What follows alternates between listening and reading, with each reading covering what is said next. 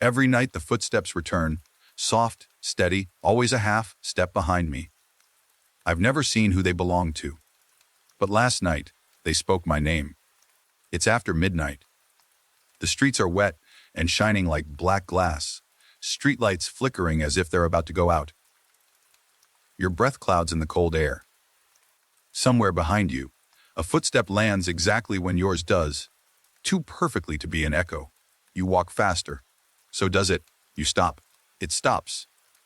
At first you tell yourself it's nothing, a trick of sound, maybe someone far away. But you know the streets this late, you've walked them for years. They're empty. You're alone. Except tonight you're not. That's how it began for me. That's how I learned that some things wait for us in the dark, wearing our faces, whispering our names, until we finally make the mistake of walking alone. That's why I never walk alone anymore. Rain fell in a slow, sticky drizzle, thick enough to blur the neon signs, but not heavy enough to hide the smell of gasoline and fried food from the corner stands. The bus hissed as its doors opened. Only 3 of us stepped off, an old man clutching a grocery bag, a woman bent over her phone, and me. The city always looked different after midnight. Buildings hunched closer to the sidewalks. Windows turned blind, and street lamps buzzed with the strange cadence of insects. It was the hour of leftover energy, when even the air felt like it was waiting for something to happen. I adjusted my hood and glanced at my watch. 12:32 a.m., 3 blocks home, a routine walk. I'd done it dozens of times before, but that night, the shadows felt heavier. My name is Nora Quinn, and for almost 3 years, I've built my life around avoiding this moment. The walk from the bus stop to my apartment, after dark. It should have been the safest time, quiet, no crowds, just a straight shot down a residential street. But as I stepped off the curb, I felt a ripple pass through the air. Like static, or like the silence right before lightning. The first block went smoothly. My sneakers slapped the wet pavement with a steady rhythm. Left, right, left, right. The rain hung like mist, softening the harsh edges of graffiti and brick. I breathed in and out, telling myself it was fine. Then came the echo.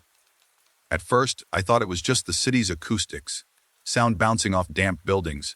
But it wasn't an echo. It was a reply. Left, right, left, right, step, step, step. I slowed. The echo slowed. I stopped. The echo stopped. A needle of cold shot down my spine. I turned slightly, phone in hand, pretending to scroll. The street behind me stretched empty, lit by a single flickering streetlight. Rain pooled in the cracks of the asphalt. No footsteps, no one walking. Just me and the night. City's just echoing. I muttered to myself, "Relax." I started walking again. The footsteps started too. Block 2. My heart began to thump in my throat. I tugged my hood tighter, quickened my pace. The echo matched me, step for step, breath for breath. When I passed a darkened store window, my reflection jittered across the glass, except for a flicker at the edge. A figure, half a step behind me, blurred and pale. I spun. Nothing there. The third block was always the worst. A long stretch of cracked sidewalk, an abandoned lot on the right where weeds grew shoulder high, and on the left a row of shuttered houses. No cameras, no people, just darkness. Halfway down the block, the air grew colder.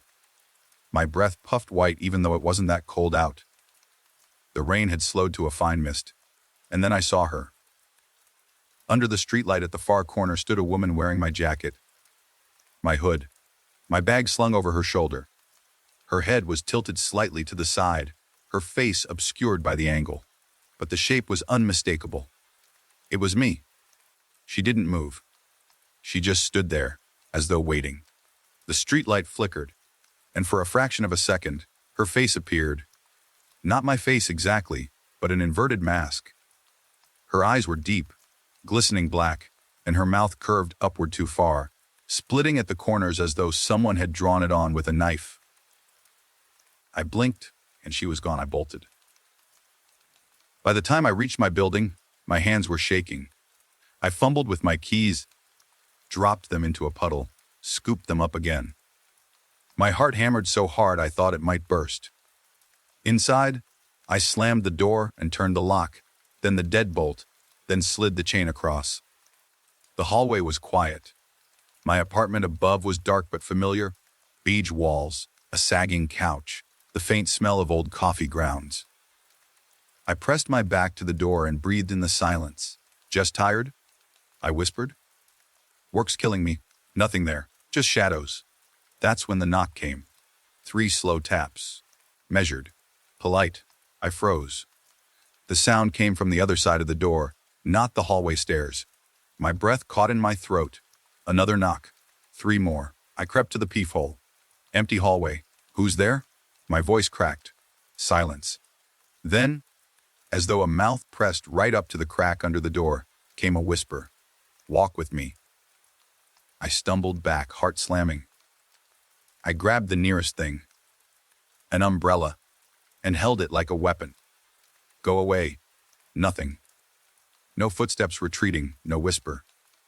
I stayed up all night with every light on. By dawn, the terror had thinned enough for me to convince myself it was stress, or a vivid nightmare. People see strange things under exhaustion. But when I passed the bathroom mirror, brushing my teeth with trembling hands, something flickered behind my reflection. A second figure, my figure, standing just a step too far back, grinning. I spun around. No one there. And yet, faintly, so faintly I almost doubted it, I heard the whisper again.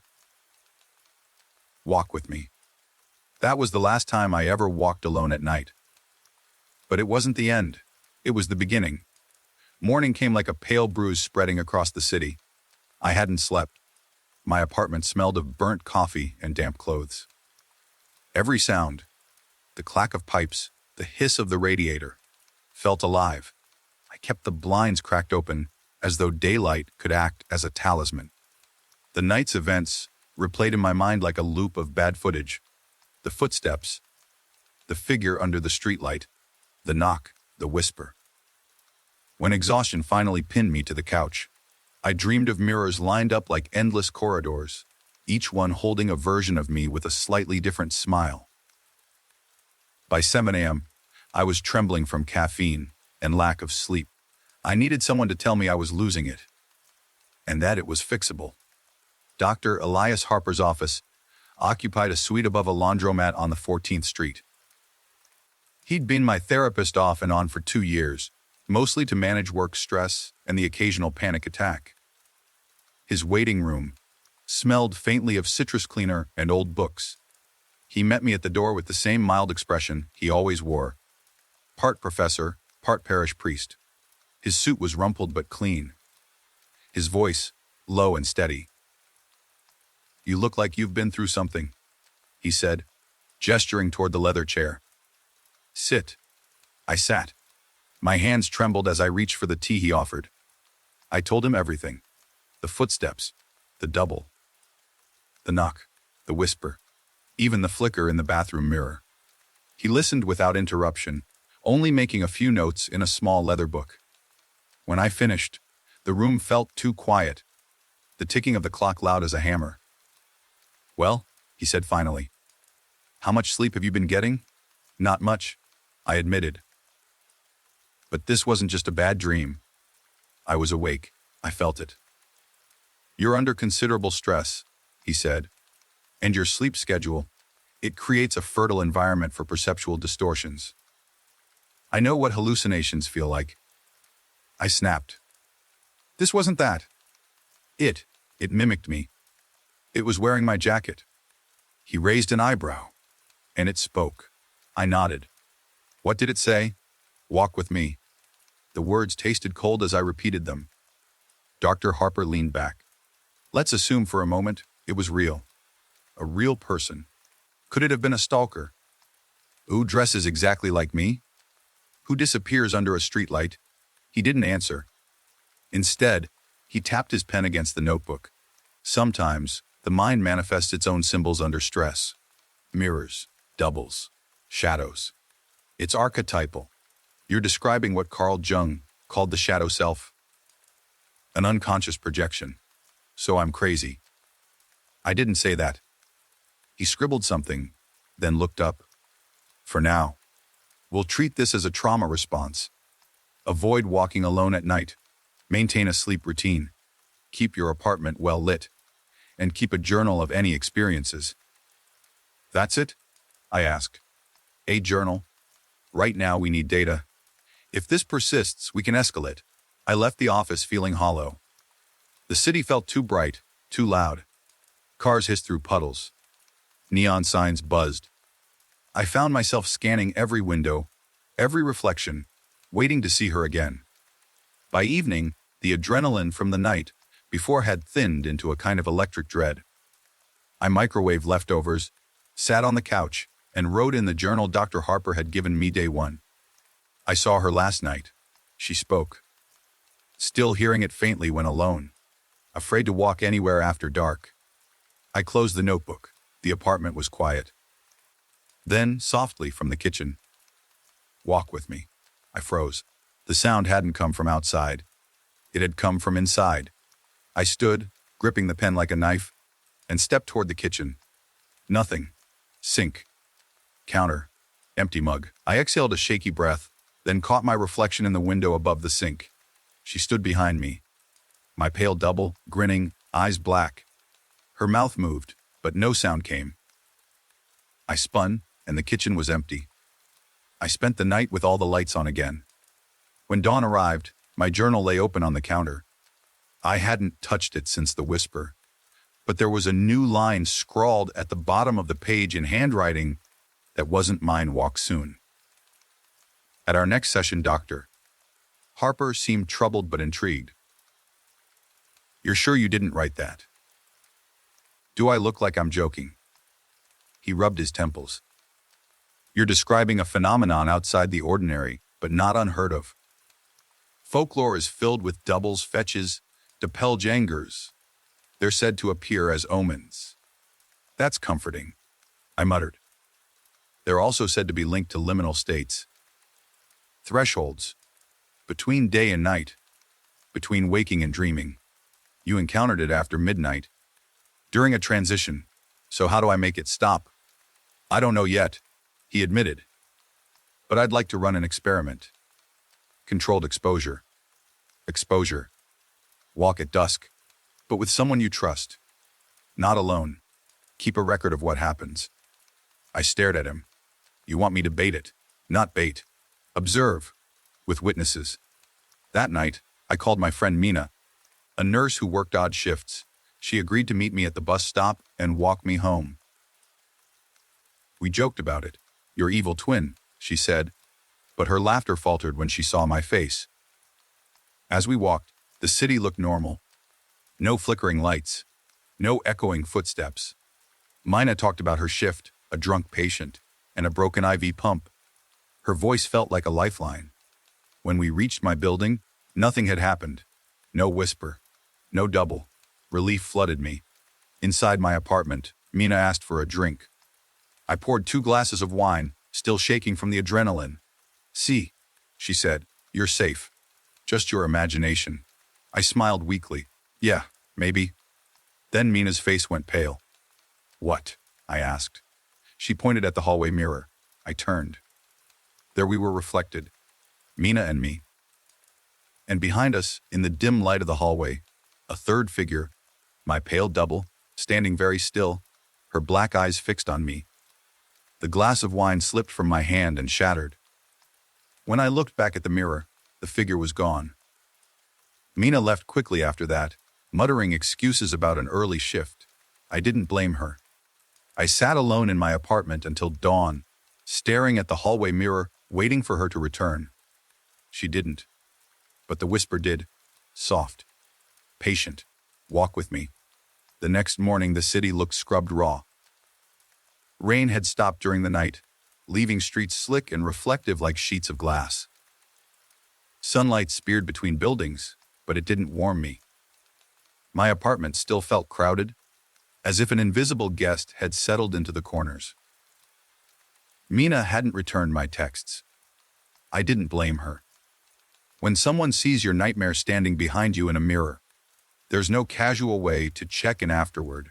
I sat at my kitchen table with Dr. Harper's notebook open in front of me. Last night's events had left new words scratched across the page, not enough. The handwriting again wasn't mine. I slammed the notebook shut and forced myself to breathe. Either I was sliding into psychosis, or something was writing to me. Neither possibility comforted me. I returned to Dr. Harper's office at noon. He didn't seem surprised to see me. "I suspected you'd come," he said. "You look pale." She appeared again. Mina saw her too. That made him pause. "She what?" "She saw her." "In my mirror." He leaned forward. "This changes things. Witness corroboration means we're not dealing with a simple hallucination." "No kidding." He rubbed his jaw. "Have you ever heard of the fetch?" "In old Irish folklore," he said slowly, "a fetch is a spectral double of a living person, usually seen as an omen of death. Sometimes it appears only to the person, sometimes to others. They're tied to thresholds and crossings." "That's great," I said. "So my own personal death omen is stalking me." "I'm not saying it's literally that," he said. "But folklore often encodes patterns. What you're describing matches several old reports." "Patterns like what?" He stood and crossed to a file cabinet. In the 1980s, a psychologist in Boston documented a cluster of cases where people were followed by mirror doubles. Most were isolated, working night shifts. Many disappeared. My mouth went dry. "Disappeared how?" He hesitated. "Their bodies were never found." I left his office with a folder of photocopied reports. Names, dates, blurry photographs. Witness sketches of figures with hollow eyes. People left after walking home alone. On the train ride back, I flipped through the documents, heart hammering. One headline from 1986 stopped me coldly.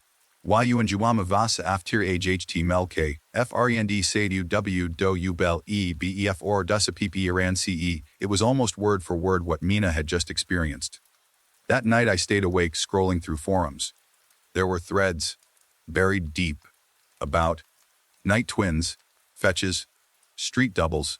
Most were urban legends. But one post caught my attention. "If you see it once, you're marked.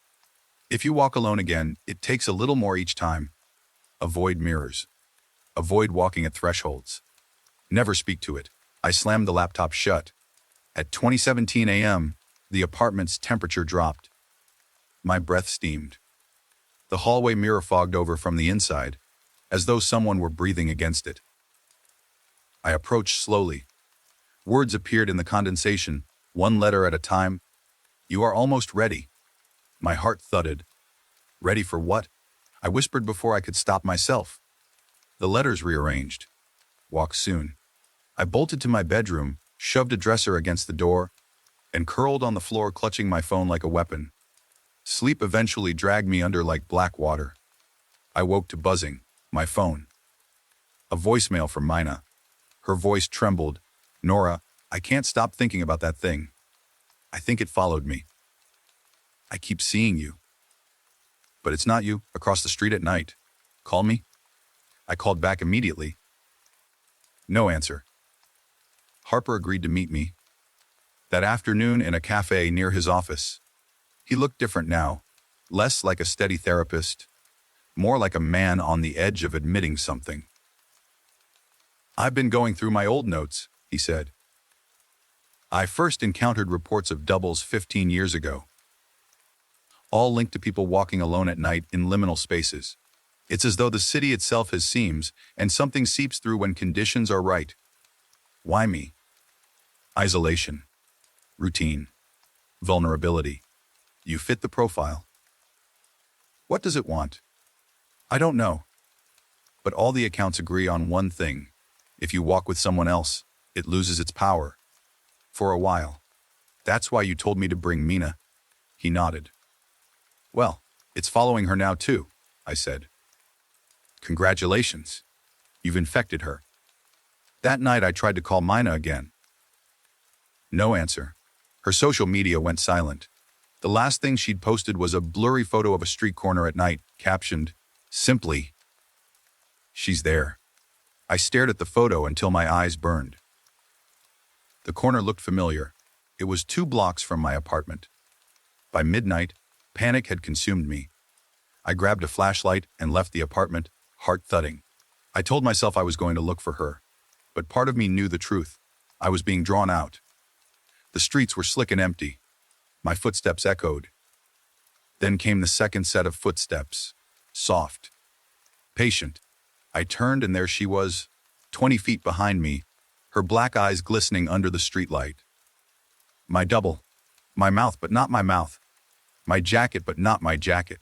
She raised one pale hand and pointed at the alley ahead. "Walk with me," she said.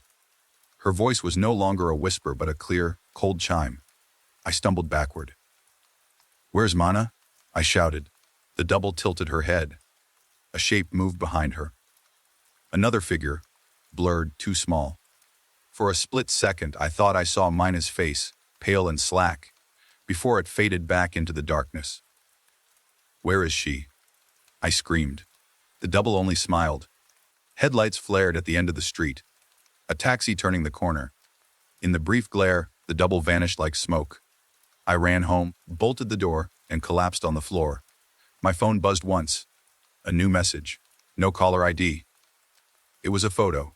Mina's hand, reaching out in the dark. Caption, "She walks with me now." I threw the phone across the room. It hit the wall and shattered. The lights flickered.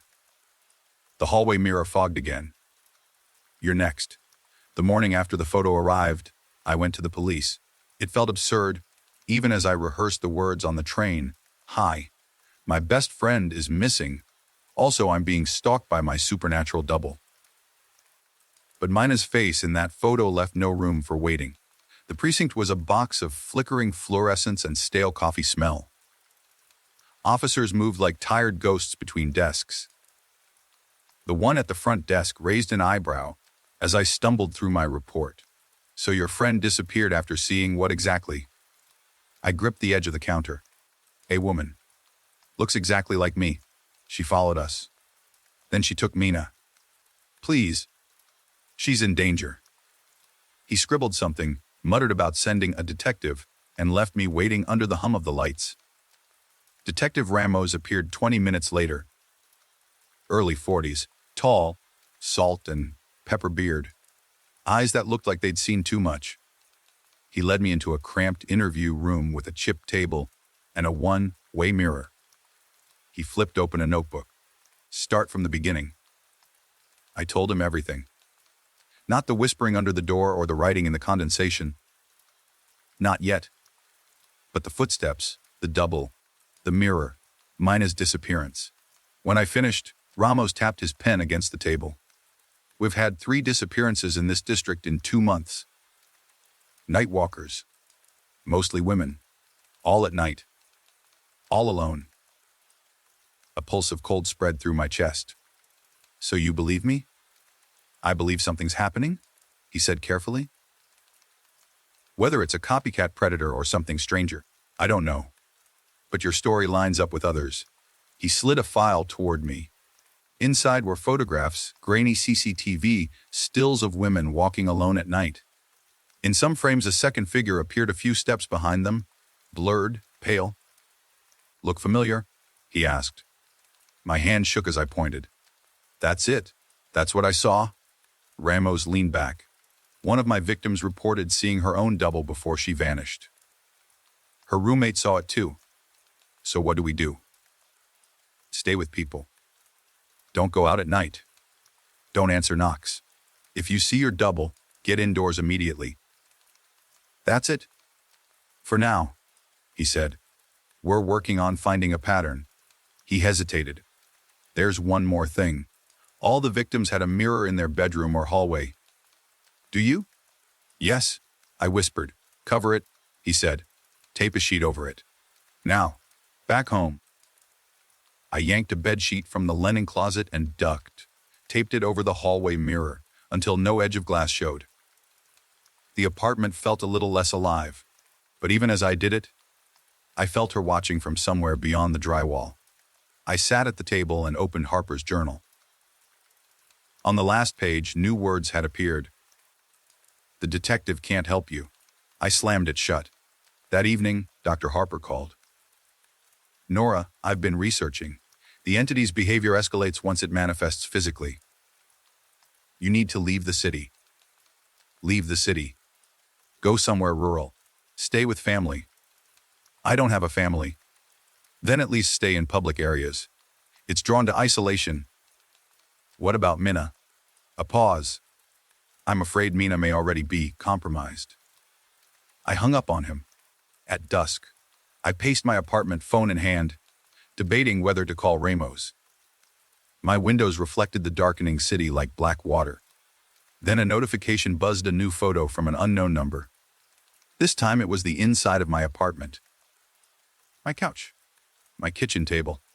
Taken from the hallway mirror. I ran to the mirror and ripped the sheet away. The glass was fogged over.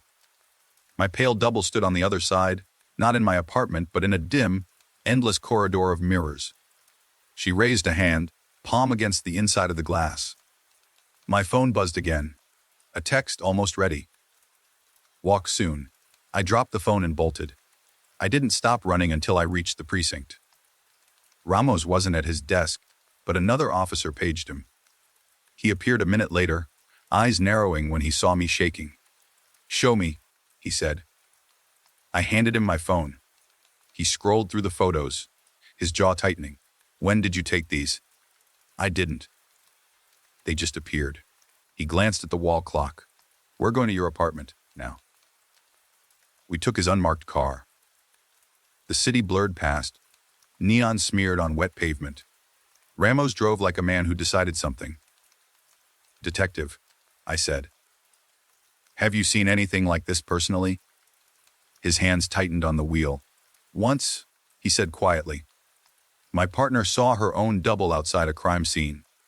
She went missing 2 weeks later. Why didn't you tell me? Would you have believed me?" We reached my building. The hallway was silent. My apartment door hung ajar. Ramos drew his gun. "Stay behind me." Inside, the lights were off. The bedsheet lay crumpled on the floor. The mirror was bare. "Clear," Ramos muttered after sweeping the rooms. But his voice had a tremor. I stepped to the mirror. My reflection looked back at me. Nothing else. Then, faintly, a whisper came from the glass. "Walk with me." Ramos swore and yanked me back. "Out," he said. "No." We fled the apartment. Back at the precinct, he shoved a folder at me. "You're staying in protective custody tonight. Motel on the other side of town. No mirrors. No windows facing alleys. Understand?" I nodded, shaking. As he handed me the keycard, I saw his reflection in the window of the precinct door, and behind him, another figure.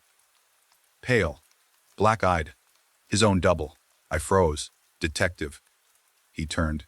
"What?" "Behind you," I whispered. He spun. Nothing there. But his face had gone pale. That night in the motel, I taped the bathroom mirror with towels and slept with the TV blaring. But in the static between channels, I heard the whisper again. "Walk with me." Ramos didn't want to go back to my apartment, but the evidence forced his hand. My landlord called the next morning. A hole had opened behind my kitchen wall. It looked like a maintenance tunnel, but there was no record of it in the building's blueprints. "Stay here," Ramos said as he lifted the caution tape. "I'll check." I followed anyway. The hole led into a narrow passage lined with cracked tile and dripping pipes. The smell of mildew and cold iron filled the air. Each step echoed in the dark like a coin dropping into a well. "Flashlight," Ramos muttered. We switched them on. As we moved deeper, the air changed. Mirrors lined the walls at odd intervals, some broken, some fogged. In each one, my reflection lagged a second behind me, smiling faintly. Ramos's reflections did the same. At the end of the tunnel, we found a chamber. Circular, low ceiling, and in the center a mirror taller than both of us, mounted like an altar. Across its surface words flickered "Wielk would teach US." Back out, Ramos said. But as we turned, the tunnel behind us had shifted. Instead of pipes and tile, it was now an endless corridor of mirrors, stretching in both directions. Ramos drew his gun. This is not possible. In the mirror, my double stepped forward, pressing her palms to the glass. She opened her mouth and hissed a sound like static. The chamber lights flickered. Stay behind me, Ramos ordered. But the mirrors around us began to ripple. Hands pressed outward from inside the glass. Dozens of pale hands, clawing for release. Detective, I whispered. They're coming. Ramos grabbed my arm. We sprinted back through the corridor. The mirrors flashed scenes of other people walking alone, eyes wide in terror, doubles reaching for them. A figure stumbled into view ahead. Mina. She looked dazed, her eyes ringed in black. Mina, I screamed. She turned slowly. Her smile was wrong. Walk with us, she said. Ramos fired a warning shot. The sound cracked the air but didn't echo. Mina vanished like smoke. We burst through a final mirror and landed back in my kitchen. The hole in the wall had sealed shut. The apartment smelled like damp earth. Ramos slammed the door behind us. We're leaving the city tonight, he said. This thing is using infrastructure we can't map. You're not safe. But when he turned to face me, his pupils were all black. We fled in Ramos's car, night spilling across the windshield. He gripped the steering wheel hard enough to blanch his knuckles. I pressed myself against the passenger door, phone clutched to my chest.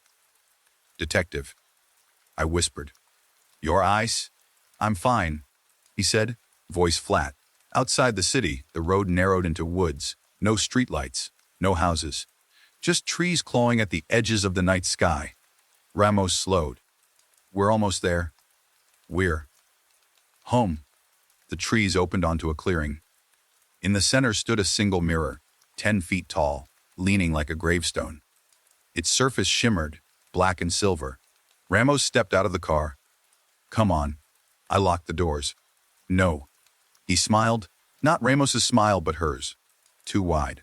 Too deep. You've already crossed over, he said. Walking with us is only the last step. I bolted from the car and ran into the trees.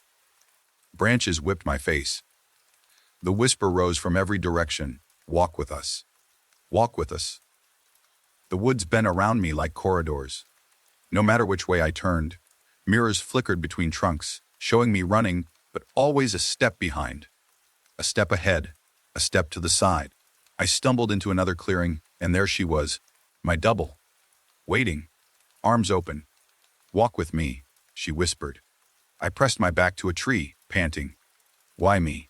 Her black eyes glistened. Because you are alone. She reached out her hand. Somewhere far behind me, a gunshot cracked. Ramos, or what had been Ramos, fell to his knees, clawing at his face as the black spread. I turned back to my double. She smiled, and the world tilted, mirrors folding in like wings. I took one step forward. Morning light. Birds. I woke up on a bench near the bus stop, clothes damp with dew. People moved around me as though nothing had happened. No Ramos, no car. No woods. On my phone, a single new message, a photo of me walking alone, taken from behind, and beneath it, the words, "We'll walk again tonight." Nora's confession. The story you've just read is written in the last journal entry recovered from her apartment. The date on the entry is 3 days after she vanished without a trace. The city recorded her as another missing person. The police never found Ramos either. People still whisper about a pale figure on empty streets after midnight, a woman with a too wide smile. Some say she walks behind you, mimicking your steps. Others swear she stands ahead of you, waiting under a flickering streetlight. All say the same thing: once you've seen her, you'll never truly walk alone again. And that's why I never walk alone anymore.